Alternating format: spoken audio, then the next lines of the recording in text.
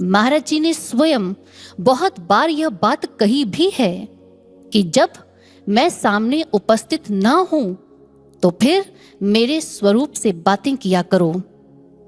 मैं अनंत गुना होकर अपने स्वरूपों में से भी तुम्हें सुनता हूं।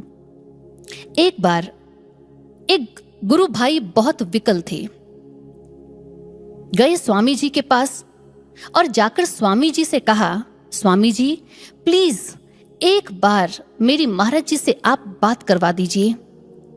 मैं बहुत बड़ी समस्या में हूं और इस समस्या का समाधान मुझे मात्र केवल महाराज जी ही दे सकते हैं। उन गुरु भाई के समस्या को समझते और देखते हुए स्वामी जी गए महाराज जी के कक्ष में, जाकर महाराज जी को सारी बात बता दी। महाराज जी ने उन स्वामी जी से पूछा, क्या उसके घर में हमारा कोई स्वरूप नहीं है? स्वामी जी ने कहा, महाराज जी मैं अभी पूछ कर आता हूं।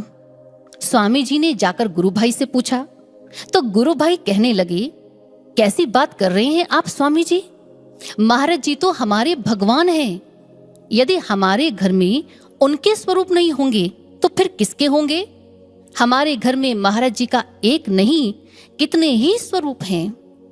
स्वामी जी ने उन गुरु भाई की बात को जाकर पुनः महाराज जी को बता दिया। अब जैसे ही महाराज जी ने गुरु भाई की उस बात को सुना तो जानते हैं गुरु भाइयों और बहनों महाराज जी क्या बोले? महाराज जी ने कहा, उन स्वरूपों के होने का क्या लाभ? उसने तो उनको मात्र केवल एक फोटो ही समझ लिया ना। जाओ जाकर उससे कहो कि यदि उन स्वरूपों में उसने साक्षात हमें माना होता और पूरी श्रद्धा और भावना से अपनी समस्या उन स्वरूपों के समक्ष रख दी होती तो उसे समाधान मिल गया होता।